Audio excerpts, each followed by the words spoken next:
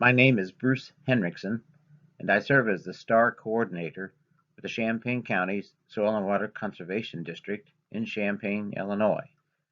The purpose of this presentation is to explain S.T.A.R, or Saving Tomorrow's Agriculture Resources. S.T.A.R was the idea of two farmers, Joe Rothermel and Steve Stierwalt, both serving on the board of directors of the Soil and Water District, and was further developed by the stewardship committee of that organization. The program officially began in April 2017 and is trademarked and owned by the district. In this presentation, I will define S.T.A.R, that is, what is it, and then I will explain how it got started, that is, the why it even exists. And the major portion of this explanation is the nuts and bolts of S.T.A.R, that is, how it functions. And lastly, I will talk about the growth of S.T.A.R and how organizations all over Illinois and the rest of the country are finding this tool to be of value.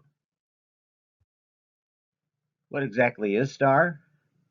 Simply put, S.T.A.R is a free tool to assist farm and ranch operators and landowners to evaluate their nutrient and soil loss management practices on individual fields and to promote practices that will improve soil conservation.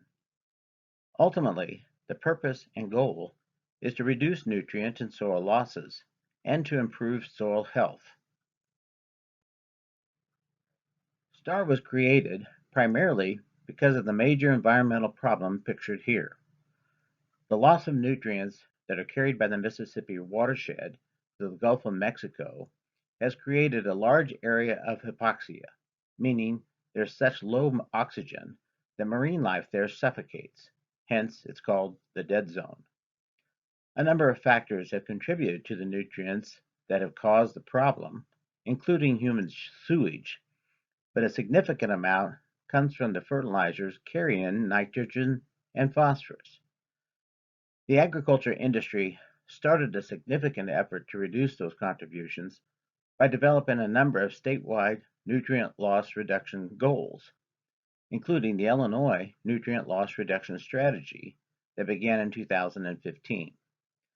That set of goals was developed jointly by the Illinois Department of Agriculture and the Illinois Environmental Protection Agency.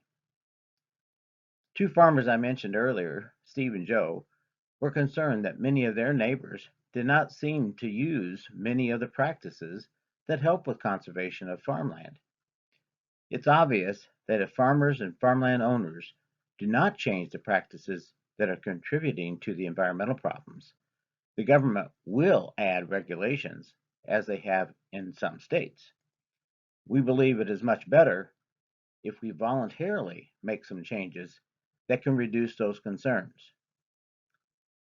A recent report of that strategy reveals that farmers are increasingly adopting the 4R nutrient stewardship approach, which is the right source, right rate, right time, and right place.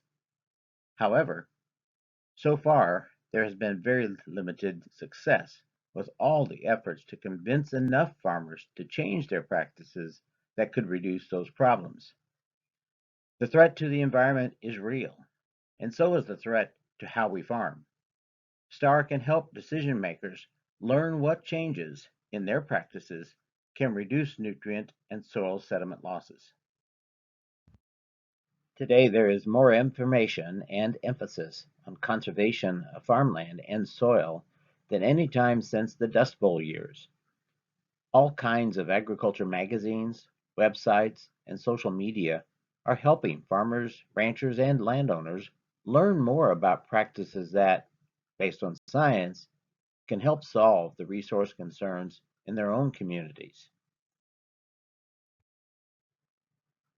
Some of the benefits of using S.T.A.R include the potential that using S.T.A.R will help participants learn to use a suite of practices that will result in decreased nutrient and soil sediment losses and improve soil health. It can assist farmers who want to secure state cost share funds.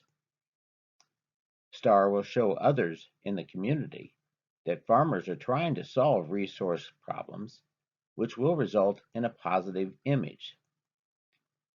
This initiative is already inspiring other farmers and landowners to consider better practices to reduce any negative impact on the environment. S.T.A.R has been recognized as a method to evaluate potential tenants by landowners concerned about soil conservation. All the major buyers of agricultural products have established goals of buying commodities that are produced sustainably. We hope that someday some of those firms will provide an incentive based on the S.T.A.R ratings. Many sanitary districts pay farmers to allow their biosolids to be spread on their fields. Our local Urbana-Champaign Sanitary District pays a premium to the farmers based on the S.T.A.R rating of those fields. There is the potential for similar groups to do the same. The centerpiece of the S.T.A.R program is the field form, where a participant simply indicates what practices are used on an individual field. Points are then assigned based on how those practices contribute to the conservation of farmland. The total points for that field are then converted into a S.T.A.R rating of anywhere from 1 to 5 stars. The form is intentionally very simple and can usually be completed in less than 5 minutes. S.T.A.R is available as a free service. The field form and its S.T.A.R rating are based on each specific crop year, which is based on the year the crop is normally harvested. In 2020, we started accepting applications on July 1st and will accept them through January 2021. This slide includes some of the potential practices and the various points assigned. For example, using a winter hardy cover crop is worth 7 points, while using a winter kill cover crop is worth 2 points. Applying no nitrogen in either fall or spring is awarded 4 points, but if the nitrogen is applied and at least 75% of it is in the spring and or summer, the field earns 2 points. In addition, no tillage in fall or spring earns 5 points, and 3 points is awarded to a field if strip tillage was used, if it's not highly erodible land. A number of practices are worth 1 point, including the use of MAP or DAP before December 1st.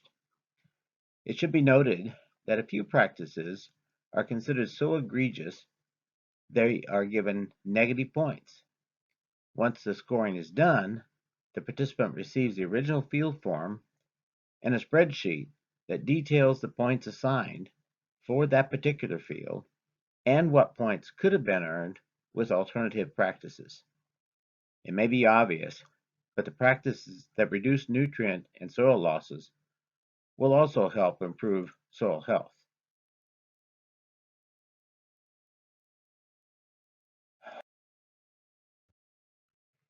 The decisions to identify the recommended management practices and the points to be assigned for each practice are determined by a special Science Advisory Committee listed here. This group has made significant effort in making sure that the 2020 field form is aligned with the goals of the NLRS and will promote soil health. We very much appreciate the work done by Dr. Emily Bruner, Aaron Bush, Lowell Gentry, Doug Guker, Dan Schaefer, Eric Miller, Dr. Emerson Nassliger, Brett Roberts, and Joe Rothermel. The thankful field form for Steve Joseph, a fake name with all made-up entries for a cornfield. After completing those important items of information at the top and signing the form, the first section to identify practices used is Section 9. In that section, Steve Joseph indicated a number of conservation and management practices that can be very positive, even if they do not all directly reduce nutrient and or soil losses. The Science Committee recognizes that those items, many of which are edge of field practices, indicate an effort to better manage for conservation practices. Steve got 2 points because that specific field has a grass waterway. He cares enough about conservation and potential nutrient losses that he attended a nutrient management meeting within the last year. He also worked with his retailer, who is a certified crop advisor, to develop a written plan for the 2020 crop year. He was given 1 point for each of those. The maximum points possible for this section is 8. In section 10, he shows his crop rotation history, which has been a traditional corn-soybean rotation. He received 2 points for that approach, as it is good agronomic practice and considered better than a continuous crop. It's particularly better for soil health to not have a monoculture, so a continuous cash crop of 3 years or more is given 0 points. This section has a maximum of 12 points.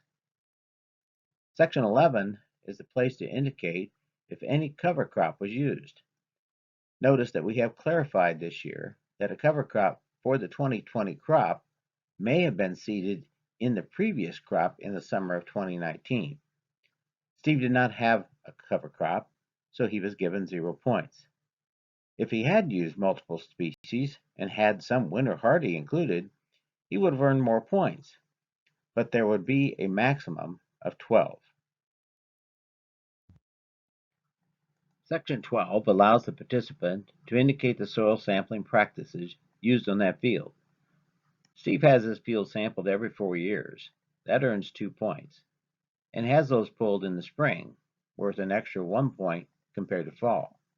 Also, he has it done by a retailer who uses GPS for taking the samples, and that earns another point. If he pulled his own samples but used GPS for the exact locations, that would still count. Section 13 allows the participant to identify the tillage used in the fall. Steve Joseph is like too many farmers in that he did some light tillage on his bean stubble in the fall. Because it was a very shallow disturbance of less than 3 inches, he was given 1 point. However, any kind of tillage on bean stubble in the fall increases the chances of soil and therefore nutrient losses from that field. So there was a 3-point penalty for that poor practice. The good news is that in section 14, he checked that he used no tillage in the spring and earned 5 points for that good practice. The other major set of practices that is needed are related to nutrient management. In section 15, Steve checked that he had applied some DAP before December 1st, and that earned 1 point. But he indicated he used no other nitrogen in that time period and is given 4 points for that good practice. In section 16, he marked that his spring application of nitrogen was at least 75% of the total, and that he also side dressed at least 25% of the total nitrogen applied. Each of those practices is worth 2 points. The last section allows Steve to indicate some other details about nutrient management on this one field. The total nitrogen program he used was 190 pounds per acre, which was awarded 2 points. He added no potassium, and the phosphorus he applied using the DAP were at rates based on his soil test for that field, so that earned 2 more points. This field earned 29 positive points, but the total was reduced by the 3 for the tillage on bean stubble, so a net of 26 points were awarded for this field. This is the scale for assigning star ratings of 1 to 5 stars that was determined by the Science Committee for the 2020 crop year. Steve Joseph's field, with 26 points, was therefore given a 3-star rating. If Steve had added 1 winter hardy cover crop and used less than 180 pounds of nitrogen per acre, the score would have been changed to 35 points and would have rated as 4 stars.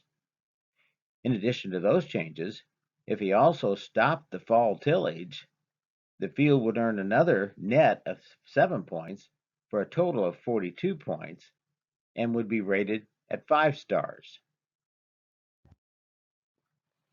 If you participate in S.T.A.R, how does your neighbor know? Ideally, you would tell that person all about your efforts. Here's another method. We will provide a free field sign for any field in Illinois, as shown here with Steve Steerwalt and Joe Rothermel, the creators of S.T.A.R. Farm Credit Illinois and Compeer Financial are sponsoring the field signs for every county in their market areas in Illinois. So the signs are free, and so is S.T.A.R. There's absolutely no cost to the participant. The sign will recognize the farmer for taking the initiative to evaluate the practices used for that field. This visible representation of the farmer's commitment to saving agriculture resources for tomorrow will encourage others to consider using the S.T.A.R tool. No one offering S.T.A.R will ever publicly distribute the S.T.A.R ratings for any participant and will never give the participants other information to anyone. However, we do encourage participants to share their results with others. Ultimately, the goal of S.T.A.R is to motivate farmers, ranchers, and landowners to make management decisions that will reduce their nutrient losses, improve the health of the soil, and to reduce soil erosion. The results will be more sustainable and even regenerative agriculture.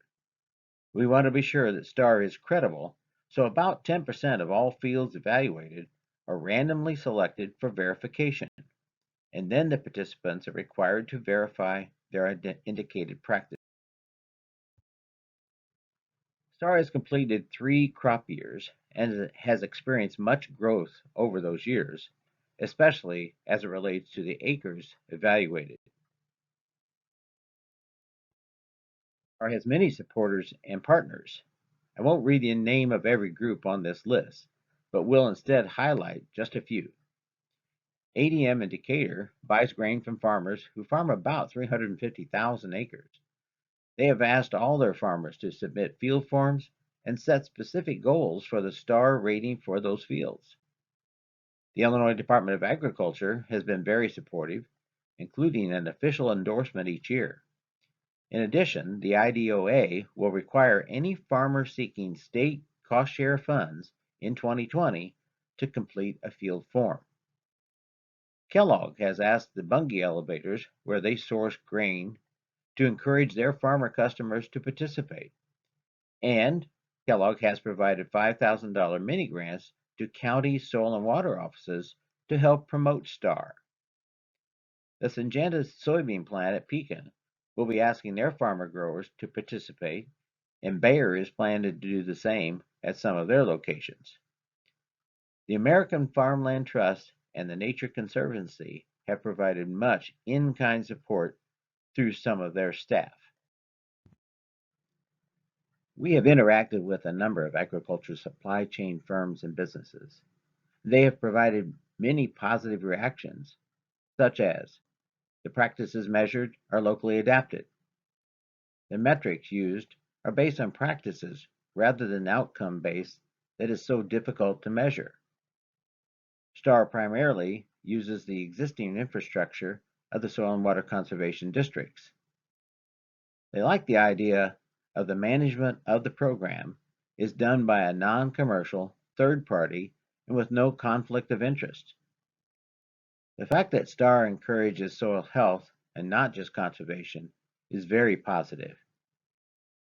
They also acknowledge that S.T.A.R will help encourage research that will tie good conservation practices to productivity.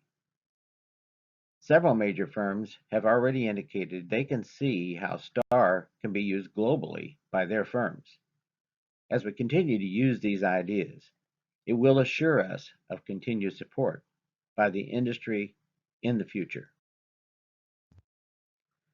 When S.T.A.R began in 2017, there was no plan to use it outside of Champaign County. However, within a few months, other counties learned about the initiative and the strengths that could help them meet their goals. As a result of that demand, we developed a license agreement to allow others to use S.T.A.R. As of July 1, 2020, there were 71 counties other than Champaign County that have become licensed to provide S.T.A.R. In addition, there are 2 counties in Indiana licensed, and the State Conservation Association in both Iowa and Missouri have signed a memorandum of understanding to begin to use S.T.A.R. The National Association of Conservation Districts approved a resolution at their annual conference in February of 2020 by which they endorsed S.T.A.R. We are currently collaborating with several states and are open to cooperating with others. The Illinois version of the field form is currently intended for row crops and the concern about resources affected by this type of agriculture production. Other states may well develop a field form or other type of survey that will allow them to evaluate their specific conservation and resource concerns. Our license agreement, mentioned earlier, is available to any local organization, usually soil and water conservation districts. In addition, we have an example of a memorandum of understanding that can be used as a model for other states to consider. There is no fee or royalty to become licensed to offer S.T.A.R. or to enter into an MOU with another state. If you are interested in seeing a copy of either of those, please contact me. There are a number of ways for a farmer or landowner to access the application process to participate in S.T.A.R. This website, www.starfreetool.com, provides access to the 3 methods and explains each choice. It's available using a computer or a smartphone.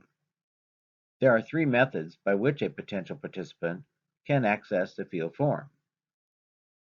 Some still prefer to use a hard copy of the form available on that website or available in most soil and water offices. The second method is a fillable PDF form, also available here on the website, or it can be emailed to a participant upon request. A significant advantage of this method is the ease of completing the form for multiple fields, as some information is the same on every field for a participant, especially for the same crop. The third method is to use the PCM portal. Precision Conservation Management is a program sponsored by the Illinois corn growers.